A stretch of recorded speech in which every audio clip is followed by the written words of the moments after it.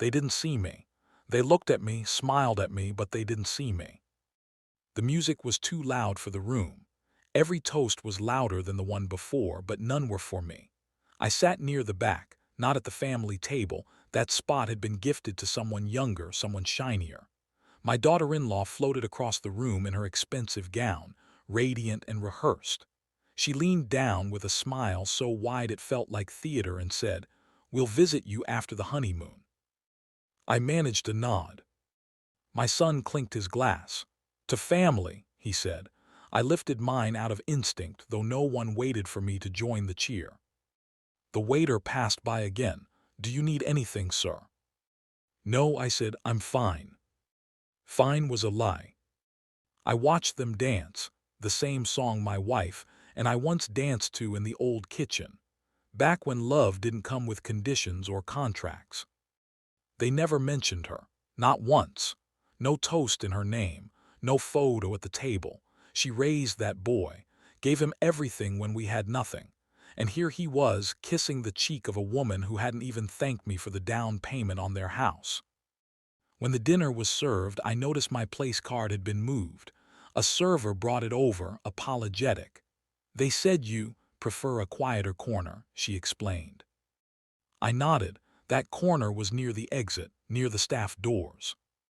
During dessert, I walked past them to the coat rack. My son caught my arm briefly. "You heading out?" "Figured I'd get ahead of the crowd," I said. He smiled without warmth. "We'll catch up after Greece, Dad." "Of course," I replied.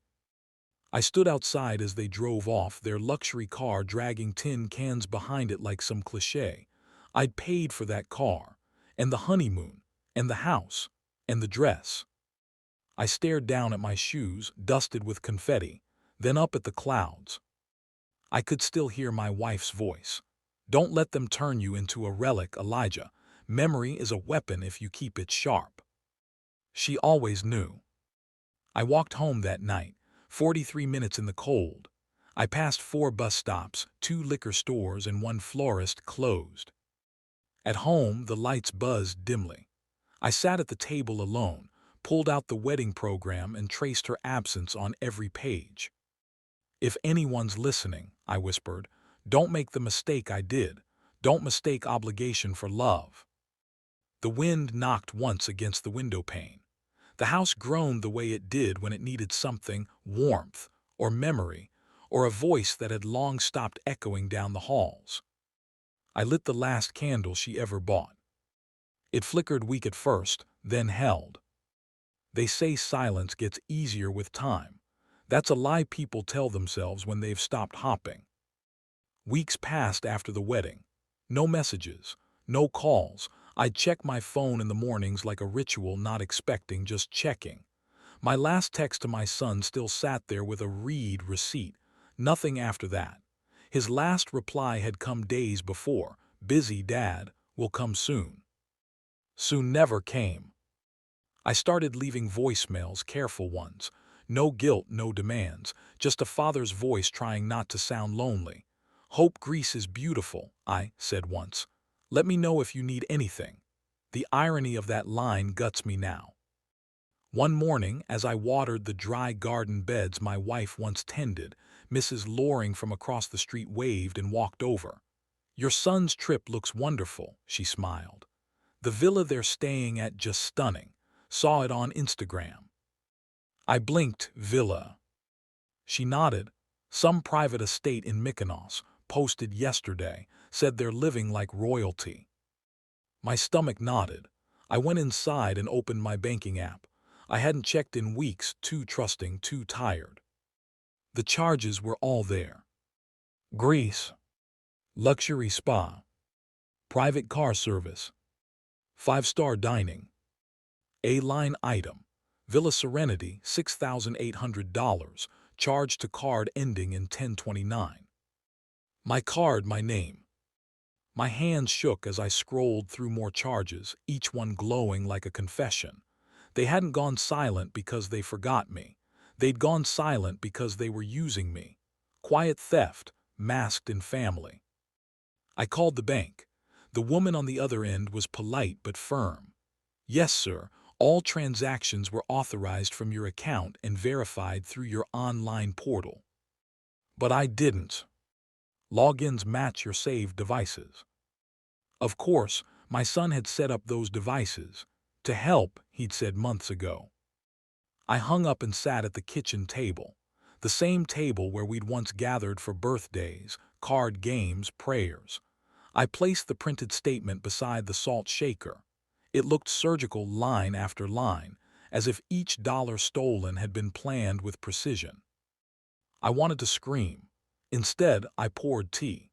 My wife used to say anger makes the hands clumsy, and I'd need steady hands for whatever came next. That night, as the house sat dark and heavy around me, the phone rang. Unknown number. I answered on the second ring. Hello. Silence. I waited. Then click. They hung up. I stared at the screen until it dimmed, my reflection faint in the black glass. That call wasn't an accident, it was a check-in, a test, a coward's breath before the storm. But I wasn't afraid anymore. I folded the bank statement and slipped it inside the drawer where I once kept love letters. The next letter in there wouldn't be written in ink. It would be written in consequence. Grief doesn't sleep. It waits in the walls, quiet until midnight. I got out of bed and walked barefoot to the old writing desk, the one my wife used to sit at every Sunday morning with tea and silence. Her drawer was still there, untouched since the funeral. I opened it. Her ledgers were stacked neatly just as she'd left them, cream-colored pages, edges curled with age. I ran my fingers over her handwriting, still sharp, deliberate. Every dollar accounted for, every plan listed in tight loops of ink. Vacation funds, medical expenses, emergency stash. She'd cataloged life like it mattered. And it had. In the very back, tucked beneath an old photo of us at Lake Geneva, was an envelope. For Elijah, only if forgotten. My breath caught. I opened it slowly, careful not to tear her script. Inside was a single page, her voice echoed in every word. If they love money more than memory, protect what's left of both. You gave them everything. If they give you nothing in return, take back what's yours, and call Helen. She promised me she'd help no matter when. The letter shook in my hands. Behind it was a faded copy of our will. I recognized the signature lines. Mine, hers, and Helen's listed as our witness and legal counsel. I hadn't heard Helen's name in years, but I remembered her well. Sharp mind, warm hands. The only person my wife ever said could outrun a lie in court. I reached for my phone. It took me a moment to steady my hands. I didn't save the number, I memorized it, like my wife knew I'd need it one day. I dialed. 2 rings. Then a familiar voice, Helen Morrow speaking. I didn't know what to say at first. I stared at the letter, at her handwriting, at the words only if forgotten. Helen, I whispered, it's happening. She paused, but not out of confusion. She understood. Then it's time, she said. Let's protect your name before they erase it. I sank into the desk chair, the phone still pressed to my ear. I thought I had more time, I admitted, to be useful, to matter. You still matter, Helen said. But now we stop giving things away to people who treat you like a fatting signature. I nodded, even though she couldn't see. I have the will, the ledgers, proof they used my card, but no confrontation yet. No need, she replied. Not until we're ready. Send everything. I'll draw up protections, quietly. And them, I asked, my son, his wife. We'll let them keep thinking you're old and harmless, she said. It's the easiest lie for them to believe. I ended the call and folded the letter carefully. I didn't cry, not then. I just whispered, thank you, to the drawer and shut it gently. The lamp cast a soft glow across the room, landing on her handwriting one last time. Her memory wasn't gone. It had become the plan. They say the first betrayal stings like a blade, but the second, it teaches you how to hold your breath through the cut. I arrived at Helen's office just after 8. Same building, same brass plaque, same woman, Helen Morrow, in her navy blouse and quiet steel. She didn't greet me with small talk, just opened the door, nodded once, and gestured to the leather chair I remembered from years ago. "You look tired, Elijah," she said. "I am." I handed her the envelope, printouts of the credit card charges, bank records, and screenshots of my son's honeymoon posts. "He used my card," I said. "My name booked their villa. My retirement paid for their fireworks." Helen spread the documents out like pieces of a crime scene. "You kept records." "I started writing everything down the day they forgot to call after the wedding," I said. "Figured if I was going to be treated like a stranger, I'd act like one. Document everything." She nodded, eyes never leaving the pages. "They didn't just take your money, they used your trust as a weapon." Her voice held no pity, only precision. She reached into a drawer and pulled out an old folder. I recognized the paper before she spoke. "Our estate documents," I said. "Your wife was smart," Helen replied. "She added a clause most people overlook: protective inheritance. If you can prove manipulation, fraud, or abuse, the inheritance is revocable." I leaned forward. "You're saying I can cut them out?" "You can do more than that," she said. "You can make sure they never touch a cent." "And what do I need to prove it?" She looked at me now directly. "Evidence, clear, irrefutable, timeline, motive, misuse, preferably documented without confrontation." "And after that?" "Patience." I chuckled, dry and low. "I've had patience since the day they started calling me old man instead of dad." Helen smiled faintly. "Then you're halfway there." She passed me a small notebook. "Start writing in this. Dates, words, what they say, what they don't. Every silence is a statement."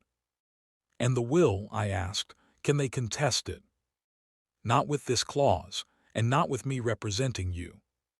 I exhaled slowly. My hands had stopped shaking. I never thought I'd be the kind of father who had to protect himself from his own children. "You're not," she said. "You're the kind of father who still believes dignity is worth defending." I left the office with the notebook in my coat pocket and a new stillness in my chest. Not rage, not grief. Just readiness. As I stepped out onto the sidewalk, the wind caught the corner of a newspaper on the bench. I tucked the will tighter under my arm. They took the first move. Now it was my turn to make one they'd never see coming. I always believed betrayal would come with shouting, doors slamming, maybe even fists. But real betrayal, it's quiet, strategic, smiling as it signs you away. Helen called just after dusk. "You won't like what I found." I didn't respond, just listened as she continued. "The house, your house, it's listed under a private trust company, the name on the paperwork." She paused. "It's your daughter-in-law. She set it up 3 weeks before the wedding." I said nothing for a long time. The air in my living room felt heavier than it had in years. "They're selling it," I finally muttered. "Yes," Helen said, "and soon. It's already in pre-listing paperwork. No public records yet, they're being smart about it." I laughed bitterly. She always was ambitious. I just never imagined she'd sink her claws into my house while still thanking me for the down payment on her wedding cake. "You have to stay calm, Elijah.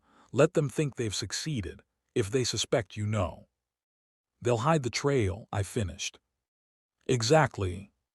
The next morning I knocked on my son's door. No warning, just an unannounced visit. He opened it slowly, eyes ringed with exhaustion. "Dad." "Thought I'd drop by," I said. "Father-son time." He hesitated, then stepped aside. The house smelled like cardboard and tape. Boxes lined the hallway, some labeled kitchen, others labeled ours. I scanned the room. Half the pictures were gone from the walls. The family photo that once hung over the fireplace, missing. "We're just decluttering," he said quickly, too quickly. "Fresh start." I nodded. You look tired. It's been a long few weeks. Greece looked beautiful. He flinched just slightly. Yeah, it was. I've been thinking about Mom lately, I said, letting the silence stretch. She would have hated all this rushing around. He swallowed, looking away. Yeah, she liked roots. Roots, the word stuck. I left without another word. Didn't press. Didn't accuse. But as I stepped outside, I caught my reflection in their window, not angry, not broken, just awake. That night, I sat across from Helen again, her desk now covered in manila folders and property documents. They're moving out, I told her. Boxes are packed. They didn't even bother hiding it. She nodded and reached into her drawer. From it, she pulled a blank envelope. What's this? Paperwork, she said. Legal bait. It'll look like you're complying, giving them what they want, but it's empty. Decoy documents with just enough detail to keep them confident. We let them keep walking forward, right into our terms. I took the envelope, felt its weightlessness. And then, I asked. Then we show them what happens when you underestimate memory, Elijah, especially the kind carved into brick and deed. I looked out her office window at the city skyline, lights glowing like tiny truths no one could hide forever. They thought I was too old to fight. But the quiet ones always strike last. They thought they were outsmarting me. I let them. Helen had everything arranged by the following Monday: documents, identities, timing. Her colleague, a retired Marine turned real estate attorney, played the part of the buyer. Calm, friendly, disarming. The kind of man my son could trust without asking too many questions. The first meeting was casual. My son walked in grinning, shaking hands too hard. My daughter-in-law wore that mask of warmth she saved for strangers and lawyers. We're thrilled, she said, crossing her legs like she'd done this 100 times. It's perfect timing. The market's up, the area's in demand, and we know the value of this place. I sat beside them like a loyal accessory. Dad agrees, she said, reaching over to pat my hand. It's all for his comfort. I smiled and nodded.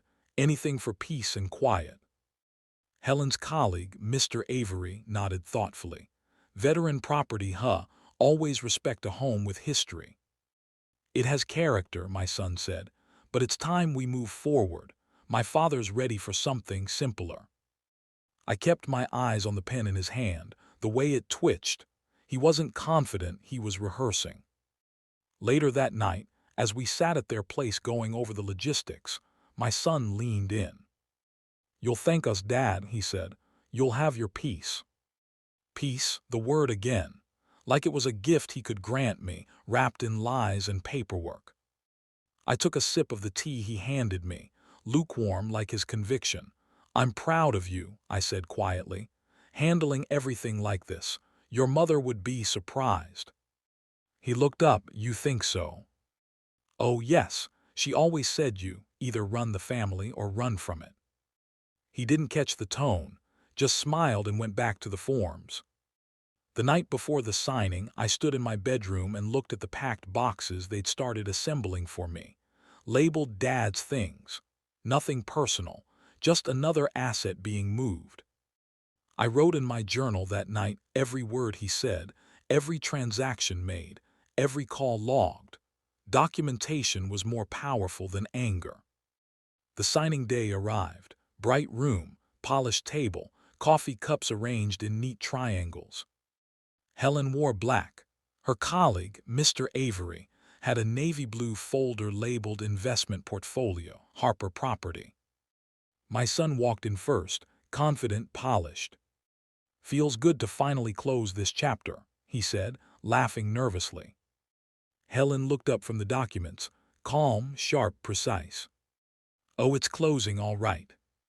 My daughter-in-law tilted her head. What's that supposed to mean? Helen smiled without teeth. Just a legal observation. You'll understand soon enough. My fingers tapped the table slowly, in rhythm with my heartbeat, steady now. Measured. Because this wasn't just a sale. It was a setup, and the trap was about to spring. I didn't come for revenge. I came for the truth, and it finally had a room to speak. We arrived at the notary's office at noon sharp. The sun was high, but the air around me was cold. I watched my son adjust his tie in the glass door reflection. My daughter-in-law tapped her phone, muttering about lunch reservations. Inside, the room was all marble and silence. The notary welcomed us in, unaware of the storm about to break. Helen opened her folder and set down a stack of papers with the precision of a surgeon. "Before we begin," she said, her voice composed, "I need to point out an issue with the sale." My daughter-in-law laughed. "This again, we've done the paperwork." Helen didn't blink. "Clause 12B," she said, tapping the document. "It explicitly states that any property under joint estate designation cannot be transferred or sold without notarized consent from both original holders, Elijah Harper and his late wife, Sarah." She turned to the second page. "These signatures," she said, placing a separate sheet on the table, "are fraudulent." The notary adjusted his glasses, frowning. "May I?" Helen slid the forged copies across. He took his time. The room grew quieter with every second. "These don't match," he murmured. "These are not consistent with prior verified records." My daughter-in-law's lips curled. "That's ridiculous. He signed them, he." Helen raised one hand. "I brought the original deed." She laid it down gently, crisp, sealed, stamped. "Untouched, unaltered, legal." The notary stood. "This is criminal." My son's voice cracked. "Dad, I didn't know." I looked straight into him. "You didn't ask to know." He lowered his gaze. Helen looked at the notary. "We'll need law enforcement present. This isn't just a legal issue. This is a felony." The notary nodded and picked up the phone. My daughter-in-law stood suddenly, knocking her chair. "We did what was best for him. He's confused." Helen turned slowly. He was confused about why the people he loved were stealing from him, not about the documents. My son sat back down. His hands trembled. His eyes didn't meet mine. The door opened. A deputy sheriff walked in, calm but firm. "Someone called about a fraudulent transaction." Helen handed over a folder. "Everything's here." My daughter-in-law started speaking fast, her voice rising, layered with panic. The deputy held up a hand. "You'll get your chance. For now, I just need to listen." He looked at me then, not like an old man, not like a liability, but like a witness. And for the first time since all this began, they didn't interrupt me. They didn't explain over me. They didn't twist my silence into consent. They listened. Because guilt does that to people. It makes them quiet. And finally, I had the floor. The headlines said I won, but all I felt was the echo of what they broke. By Tuesday, the story was everywhere. News anchors said my name like I was a myth come to life. "Veteran outsmarts family in fraud case." The video clips leaked online, showing them cornered at the notary's desk, her smile collapsing, his excuses fumbling. Some footage came from the courthouse security feed. Others were quietly released by someone who wanted the world to know, probably Helen. I didn't ask. A neighbor I hadn't spoken to in years crossed the street just to shake my hand. "You did the right thing," he said. I nodded, but inside I felt nothing close to triumph. Justice isn't a warm feeling. It's cold. It's precise. It draws lines where love once stood and marks the edges with signatures. We returned to court for the formal hearing. Helen walked beside me, calm and unreadable. My daughter-in-law sat rigid at the defense table, her lipstick too sharp, her hands too still. My son didn't sit beside her. He lingered in the row behind, suit wrinkled, eyes empty. The judge's voice echoed through the chamber. "This court finds sufficient evidence of fraudulent activity and coercion. The deed is reinstated in the name of Elijah Harper. Restitution for all misused funds is hereby ordered. Pending charges remain under investigation. My daughter-in-law didn't cry this time. She just stared straight ahead, jaw locked, like pride alone would keep her spine from snapping. My son never looked at me. Helen leaned closer. "You can breathe now." I didn't answer. I'd already started breathing again weeks ago, the day I found my wife's letter. The day I realized betrayal doesn't kill you, silence does. I stepped outside into the light. There were cameras. I didn't stop. A younger man held out a mic. "Mr. Harper, anything you'd like to say?" I kept walking, because what needed saying was already said, in court, in documents, in truth. I wasn't there to teach them a lesson. I was there to reclaim my name. And now it was mine again. Let them keep their silence. Let the headlines fade. The only record I cared about was the one with my wife's name beside mine. And that one was finally safe. Some ghosts don't haunt rooms. They knock in daylight wearing your last name. A full month passed before I saw his face again. He stood on my porch like a stranger, not like the boy I raised. No arrogance, no practiced smile, just hands in pockets, shoulders low. "I didn't know, Dad. I swear I didn't know she was doing all that." His voice was barely more than breath. I opened the door wide enough to let him in, but not enough to invite comfort. He stepped into the house like it wasn't his anymore, which was true. I poured 2 cups of tea and set them down on the table. His stayed untouched. "I thought we were building a family home," he said, eyes tracing the living room like he was looking for some forgotten anchor. I didn't answer right away. I looked out the window, past the frame he helped paint once, past the lawn he used to mow, toward the garden where my wife's roses still bloomed without fail. "You built something," I said finally, "but it wasn't a home." He rubbed the back of his neck. "I didn't mean for it to go that far." I kept my eyes on the roses, but it did. He leaned forward. "I messed up, I know that. I should have protected you." I looked at him then, really looked. He was older than I remembered, not by age but by consequence. "Why now?" I asked. He hesitated. "Because I see it all now, the greed, the pressure. I thought it was just progress." Progress? That word. That excuse people use when they bulldoze the past to make room for their comfort. He shifted in his seat. "I want to make things right." I said nothing. Some moments don't need replies. He tried again. "Do you forgive me?" I stared at the steam curling from my teacup. Forgiveness isn't a switch, it's a process, and some processes start with silence. "I'm not asking to come back," he said, standing. "I just needed you to hear me." I nodded barely. He walked to the door, then paused with his hand on the knob. "Thank you for still being who you are." The door closed softly behind him. But the echo didn't. Some gifts are never meant to be opened. Some are meant to be reclaimed. I kept the envelope for months. It had rested in their drawer, untouched, unappreciated, like everything I once gave them. A wedding gift, a gesture, a check I'd signed with trembling hands and quiet hope. They never cashed it. Not because they didn't need it, but because they never looked at it as a gift, only as something owed. I drove to the trust office alone that morning. No ceremony, no speech, just my ID, a key, and the silence of someone who had already mourned what was lost. The receptionist handed me the envelope with a small nod.